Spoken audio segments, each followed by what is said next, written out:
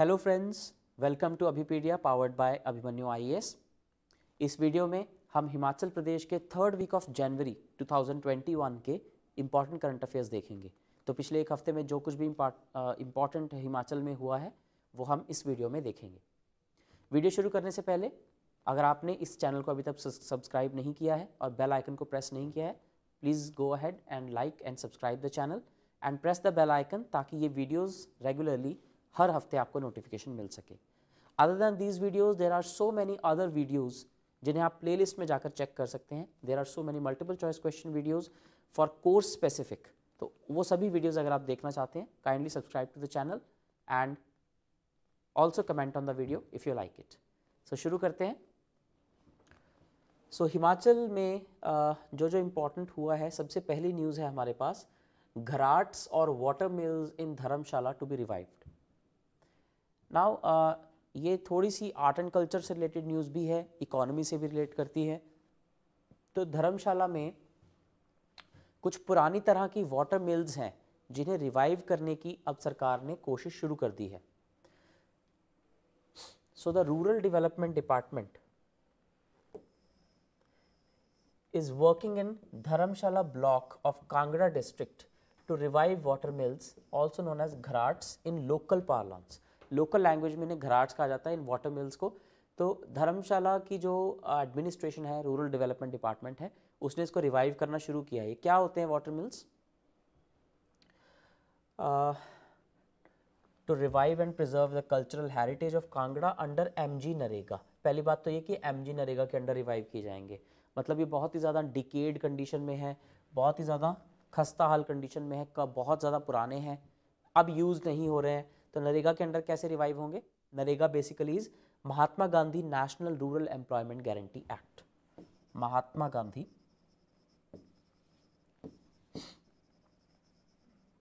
National rural employment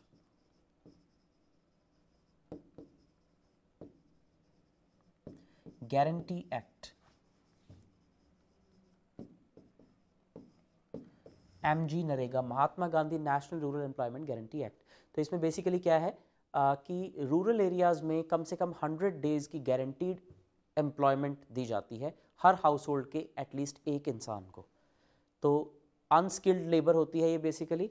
तो नरेगा के under एक तो ये रूरल एरियाज़ में एम्प्लॉयमेंट जनरेट करेगा, बिकॉज हिमाचल के रूरल एरियाज़ में अभी वैसे भी कोविड लॉकडाउन की वजह से अनएम्प्लॉयमेंट की बहुत ज़्यादा जो है बढ़ी हुई है। सो दैट्स वाई नरेगा के अंडर ये वाले जो ट्रेडिशनल वाटर मिल्स हैं इन्हें रिवाइव किया जाएगा। एम्प्लॉयमेंट मिलेगी सो अलग, और ये रिवाइव हो जाएंगे, उससे देखते हैं क्या फ़ायदा होगा।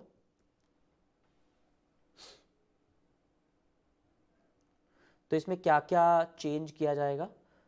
An amount of 1 lakh will be spent on each घराट अंडर नरेगा। तो इसमें only the outside structure will be renovated, जिसमें कि wall, masonry, roof, water channel, ये सब कुछ जो है वो ठीक किया जाएगा। द फ्लोर, जो आटा बनता है, produced using a water mill is full of nutrients. तो वाटर मिल क्या है बेसिकली? कि एक तरह से घराट जिसे कहते हैं, it's like an old way of, आटे की चक्की की तरह से ये एक पुराना तरीका है फ्लोर प्रोड्यूस करने का। तो इसमें जो भी पानी यूज़ किया जाता है, the floor produced using a water mill is full of nutrients. तो घराट से जो पानी निकलता है, इट्स एक्चुअली अ वाटर मिल। तो इससे जो पानी निकलता है, उस पानी से अगर फ्लोर प्रिपेयर किया जाता है, then it is full of nutrients. तो नेचुरल जी इसकी जो है इंपॉर्टेंस है। Dharamshala development block is trying to conserve this traditional water mills. ये अगर यहाँ पे किए जाएंगे तो फिर बाकी जगह भी किए जाएंगे। That is an importance of this step. To give a good selling platform to flour produced using घराट्स, packaging will be done under the brand name Namaste Dharamshala. Now here, अब इसके देखिए आप लिंकेजेस कितने हैं। First of all they have a cultural linkage. कहीं पे भी कल्चर प्रमोट करने की बात आएगी, वहाँ पे आप इसे मेंशन कर सकते हैं। सेकेंडली, इसका इकोनॉमी के लिए कितना इम्पैक्ट है? इकोनॉमी में एम्प्लॉयमेंट के लिए, टूरिज्म के लिए, और ये स्पेसिफिक तरह की जो ब्रांडिंग है, नमस्ते धर्मशाला नाम का ये जो फ्लोर है, this will also give impetus to trade here. कभी ऐसा भी हो सकता है कि यहाँ पर बना हुआ ये जो फ्लोर है स्पेसिफिक इस तरह के न्यूट्रिएंट्स उसमें आ जाएं कि कभी ना कभी उसका जीआई टैग अप्लाई कर दिया जाए कि धर्मशाला का ये जो नमस्ते धर्मशाला नाम का ये जो फ्लोर है इसमें इतनी न्यूट्रिएंट्स हैं कि ये यहीं से बिकेगा और इसकी एक जीआई टैग मिल जाए। May be this can be the next step that the government can think of. तो घराट्स जो है इन्हें रिवाइव करने के इतने सारे फायदे हैं, cultural wise, economy wise. Then Namaste Dharamshala brand बना दिया जाएगा, राइट। तो ये गवर्नमेंट बेसिकली, हम पिछले जितने वीक से हिमाचल की न्यूज़ डिस्कस कर रहे हैं उसमें हिमाचल गवर्नमेंट हर बार किसी ना किसी तरह टूरिज्म को प्रमोट करने की कोशिश कर रही है, tourism and culture and economy, because last year 2020 has been a very brutal year as far as all these dimensions are concern. तो अब इस तरह की स्कीम्स, लिंकेजेस सरकार ढूंढ ढूंढ के निकाल रही है जिससे कि ज़्यादा से ज़्यादा इकोनॉमी और कल्चर, इकोनॉमी और कल्चर क्यों, जैसे टूरिज्म को प्रमोट करने के लिए बहुत कुछ होता है हिमाचल में, बिकॉज हिमाचल में टूरिज्म बहुत ज़्यादा होता है। उसी तरह अब सरकार ने कल्चर की लाइन पे सोचना शुरू कर दिया है। यही चीज़ हरियाणा की गवर्नमेंट भी कर रही है काफ़ी हद तक, कि वहाँ के जो ट्रेडिशनल कल्चरल चीज़ें हैं उन्हें रिवाइव करने की कोशिश। जैसे कुरुक्षेत्र में इंटरनेशनल गीता महोत्सव हो गया, देन किसी और जगह कोई और उसकी स्पेशलिटी है उसको हाईलाइट किया जाना। Similarly Himachal is also doing the same. तो धर्मशाला में वाटर मिल्स ट्रेडिशनल बहुत इंपॉर्टेंट है, तो ये सब कुछ हो रहा है। इनफैक्ट इसके अलावा health care, health benefits of such a water, बहुत न्यूट्रिएंट रिच पानी होता है तो उसके हेल्थ बेनिफिट्स जो होंगे वो अलग से होंगे। लोकल इकोनॉमी बहुत ज़्यादा उससे फूलेगी। So Namaste Dharamshala, this is an example for you to quote anywhere.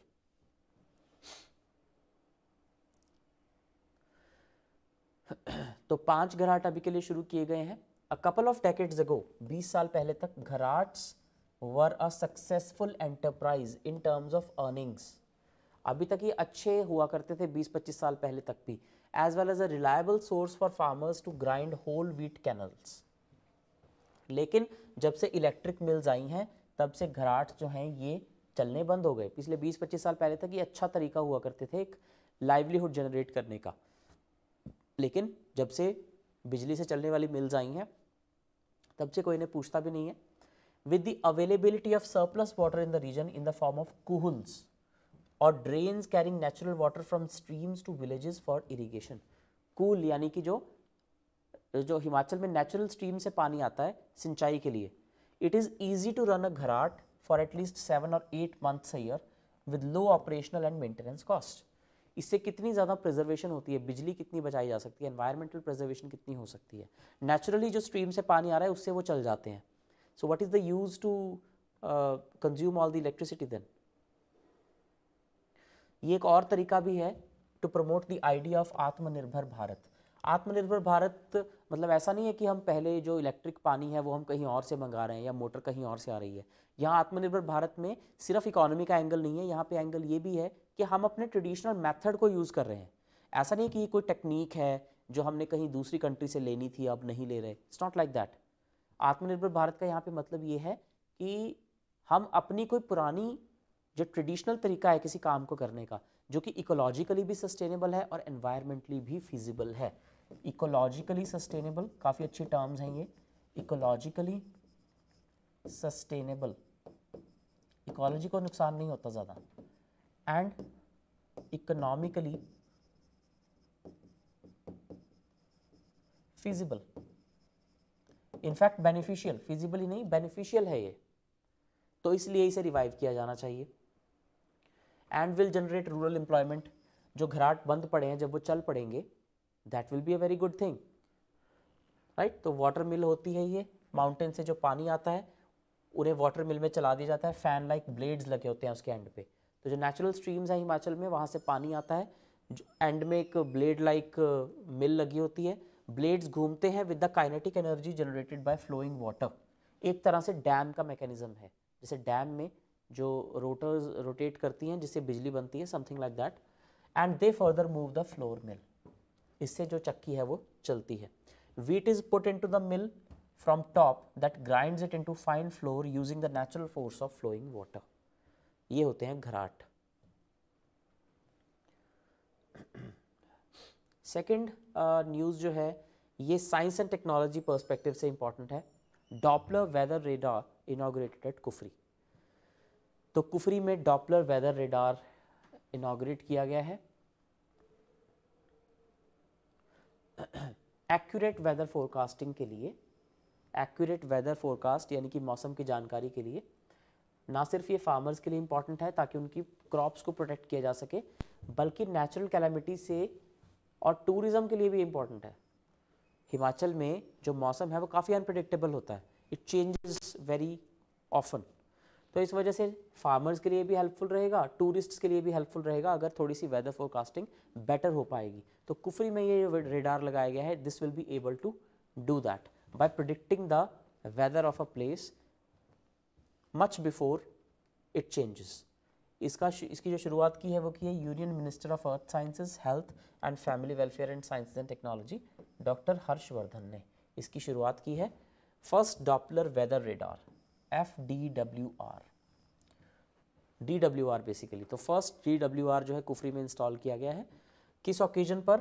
146th India meteorological department foundation day, IMD के 146th फाउंडेशन डे पे ये शुरू किया गया है, इंडिया मीटेरोलॉजिकल डिपार्टमेंट के फाउंडेशन डे पे, right. So 2 more radars will be installed जो प्रपोज्ड हैं, एक मंडी में और एक डलहौजी में। कुफरी में पहला, ये इंपॉर्टेंट है फैक्चुअल पॉइंट ऑफ व्यू से कि कुफरी के बाद अगले जो रेडार्स हैं वो कहाँ पर जो है वो इस्टेब्लिश किए जा रहे हैं। The work has already started, okay. तो वहाँ पर ये इंस्टॉल किए जाएंगे and thereafter the data would be use for forecasting purpose. तो वेदर फोरकास्टिंग के लिए यूज़ किया जाएगा। अब इसकी जो ऑपरेशनल एफिशिएंसी है वो कितनी है? The range of this radar is up to 100 kilometres in radial distance. तो अगर यहाँ पर रेडार लगा हुआ है तो यहाँ से 100 किलोमीटर्स के रेडियस में ये जो है वर्क करेगा। और 100 किलोमीटर्स हिमाचल के हिसाब से बहुत ज़्यादा हो जाता है। This is not the road distance, this is the actual distance. तो 100 किलोमीटर्स रेडियस यानी कि काफ़ी बड़ा एरिया ये हिमाचल का कवर करेगा और उस सारे एरिया में वेदर फोरकास्टिंग ये करके बताएगा। It would observe and provide weather data of 100 kilometers in all directions, which would be used for forecasting purpose, especially for short range forecast. Short range forecast के लिए यूज़ किया जाएगा ये। Long term forecast नहीं कर सकता। Long term forecast के लिए जो रेडार्स होते हैं they are very very efficient, काफ़ी ज़्यादा कॉस्टली होते हैं और वो हर जगह नहीं अभी लगाए जा सकते। शॉर्ट रेंज वेदर फोरकास्टिंग हो वही हमारे लिए बहुत है। This would help horticulturists, farmers by providing them accurate information regarding weather. ये 24 घंटे काम करेगा, would run round the clock, fully automatic है and computerized भी है। It would transmit the data in various digital formats and picture form. इस तरह से ये जो डेटा है ये ट्रांसमिट किया जाएगा। साइंस एंड टेक्नोलॉजी के पॉइंट ऑफ व्यू से अच्छी खबर है। टूरिस्ट के लिए वेदर फोरकास्टिंग अच्छी हो जाएगी और फार्मर्स के लिए तो हो ही जाएगी, हॉर्टिकल्चरिस्ट के लिए तो हो ही जाएगी। द इम्पॉर्टेंस जो इसमें एक प्रॉब्लम है वो बस यही है that doesn't cover the entire Himachal. उसके लिए अभी मंडी में और डलहौजी में लग रहे हैं। The moment it covers the entire state it will be a very good thing, क्योंकि देन आपस में ये भी डाटा शेयरिंग करेंगे। These 3 Doppler radars then will like do data sharing amongst themselves, जिससे कि पूरे हिमाचल का ही एक तरह से हमें वेदर फोरकास्टिंग पहले से की जा सकेगी।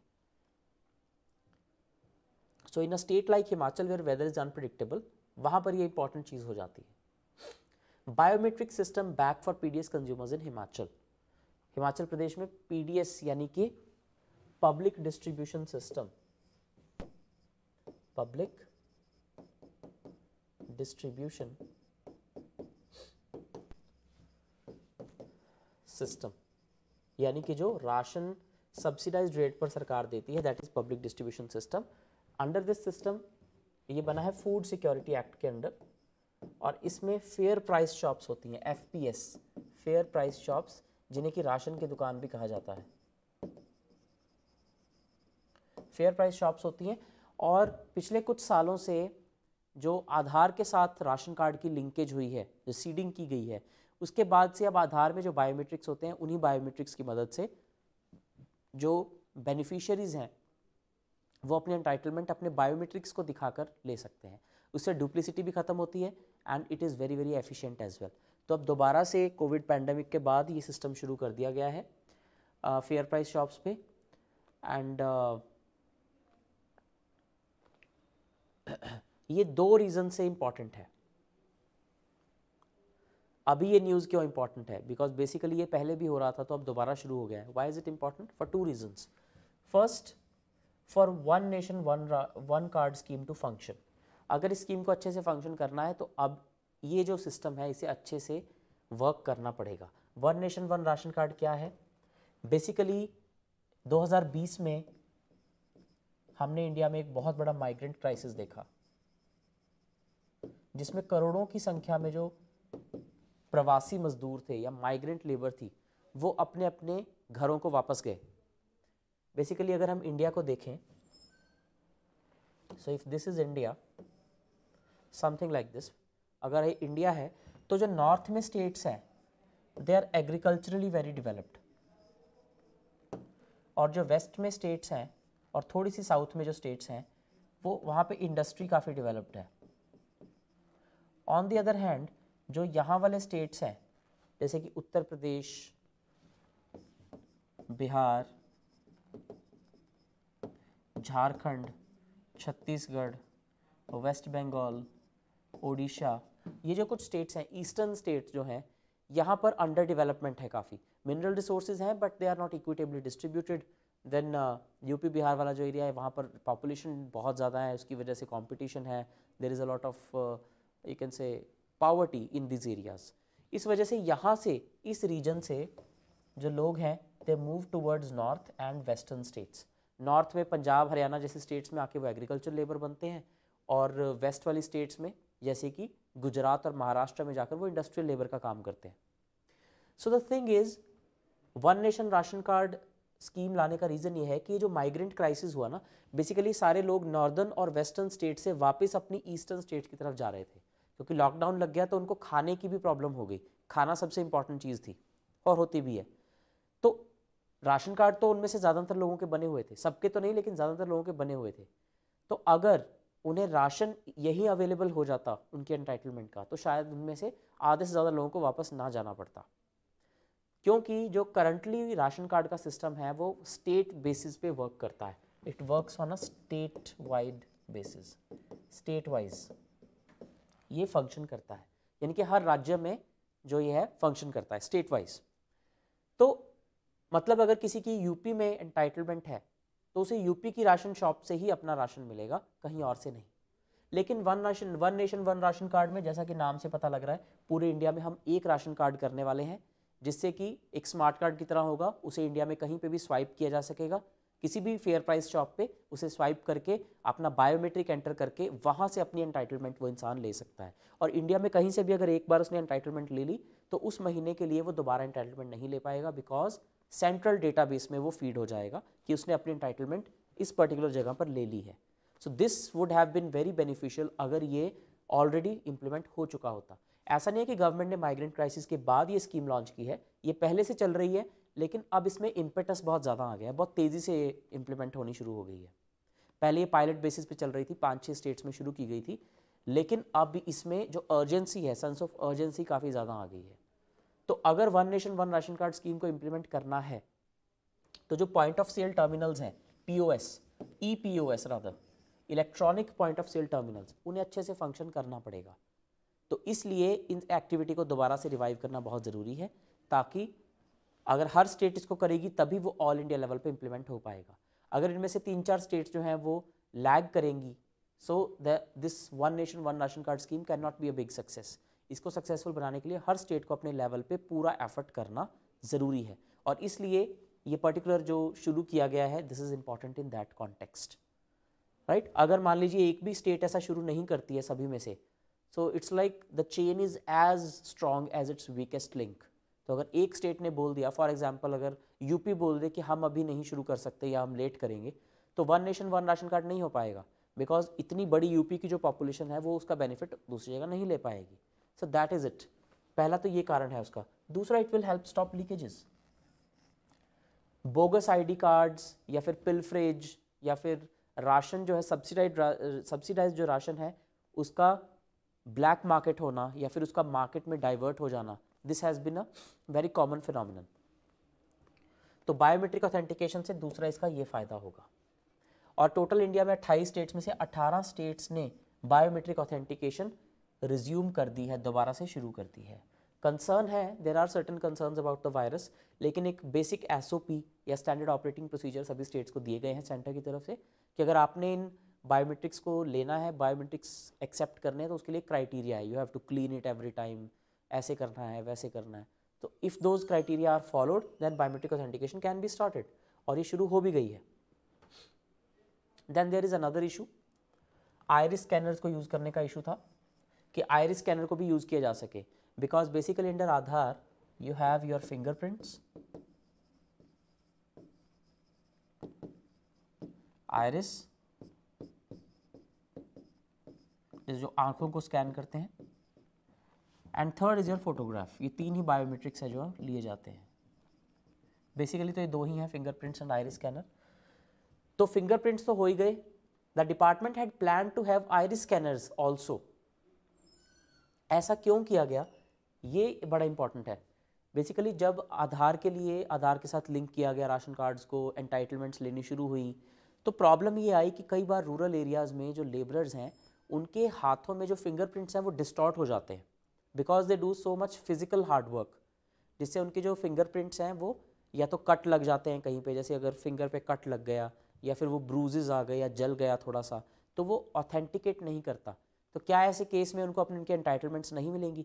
सेफ देयर, अगर किसी का एक उंगली या एक अंगूठा जो है उस पर कोई कट लगा हुआ है, तो क्या उसे उस महीने का राशन नहीं मिलेगा? So that there were concerns about this thing.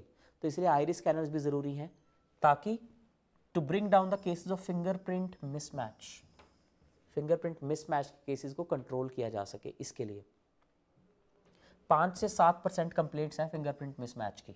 Rural areas में ही ज़्यादा होती हैं, अर्बन एरियाज़ में बहुत कम होती हैं, राइट। अगर स्कैनर यूज़ करेंगे हम तो ये कंप्लेंट्स कम होकर 1% पे आ जाएंगी। ये भी आपको पर्सपेक्टिव पता होना चाहिए।